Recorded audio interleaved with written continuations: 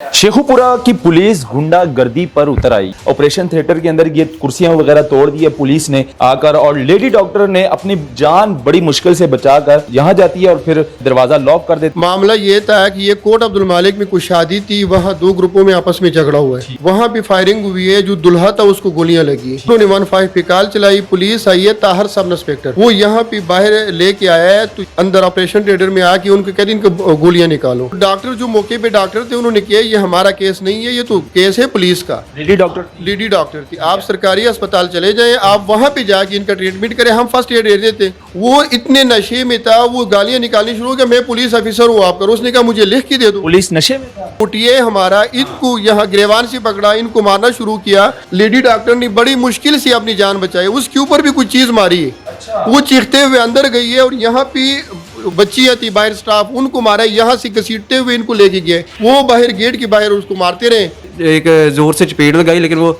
आगे लाइट आ गई, लाइट को लगी, उसने मैम को मारा है जी। और फिर उसने बाहर से वो जो गिरबान से पकड़ हमें घसीट कर बाहर लेके गया है, उधर मारा है, फिर वहाँ से दौड़ लगा गया। शेखुपुरा की पुलिस गुंडागर्दी पर उतर आई, यानी कि थाना फैक्ट्री एरिया की पुलिस एक प्राइवेट हॉस्पिटल में आते हैं और तोड़फोड़ करते हैं, फिर डॉक्टर लेडी डॉक्टर के साथ बदतमीजी करने की कोशिश करते हैं।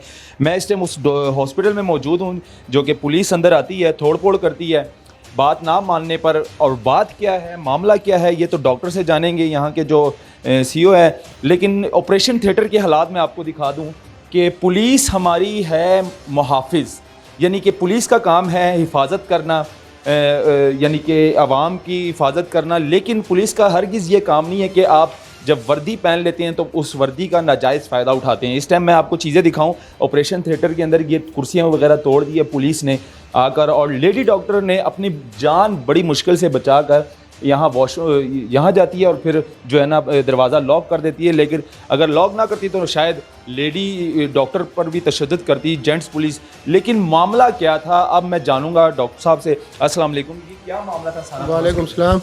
मामला ये था कि ये कोट अब्दुल मालिक में कुछ शादी थी, वहाँ दो ग्रुपों में आपस में झगड़ा हुआ है, वहाँ भी फायरिंग हुई है। जो दुल्हा था उसको गोलियां लगी, उन्होंने 15 पे कॉल चलाई, पुलिस आई है, ताहर सब इंस्पेक्टर वो यहाँ पे बाहर लेके आया है, तो अंदर ऑपरेशन थिएटर में आके उनको कहते इनको गोलियां निकालो।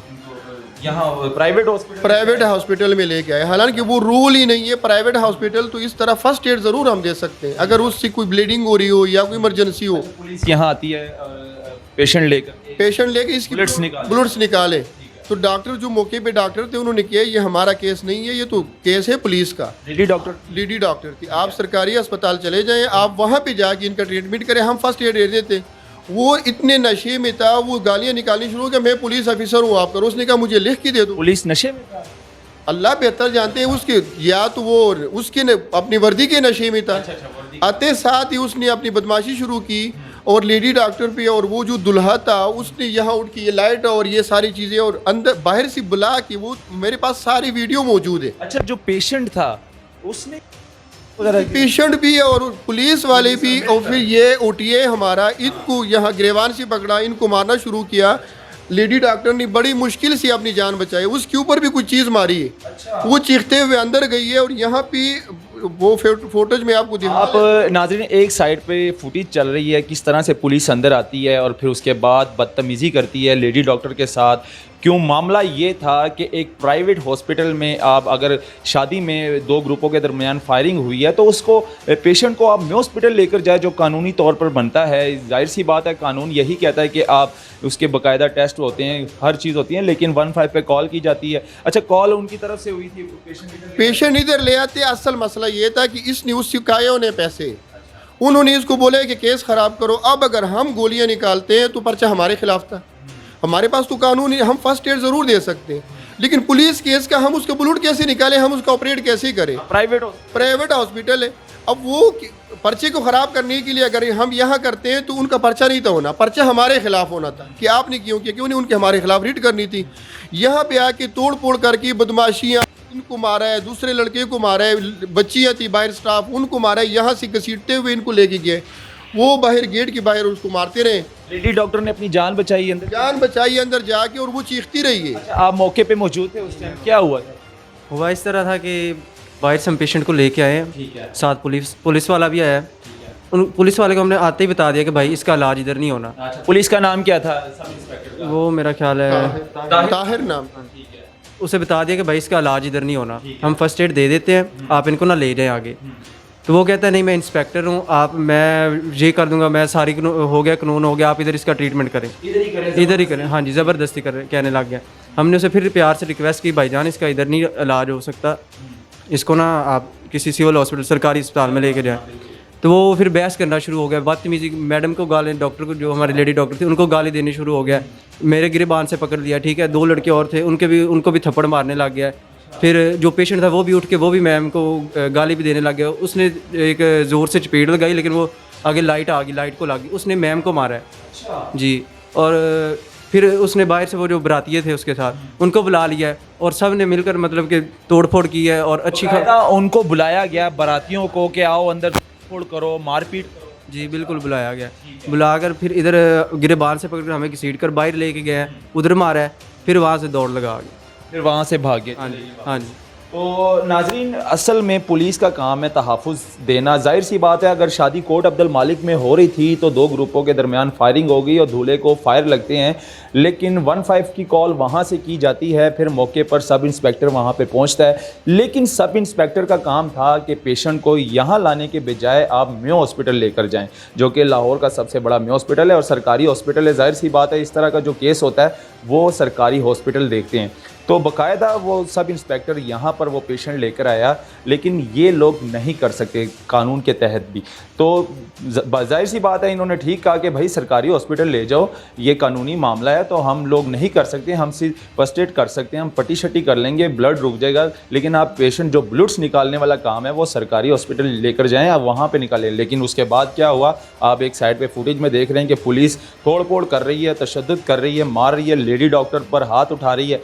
तो ये कौन सा कानून है? तो आप किससे मुतालबा करेंगे? मैंने कल यही साहब वो वीडियो मैंने डिप्टी साहब को भी सेंड कर ली, फिर मैंने दरख्वास्त लिख के ताने गया हूँ।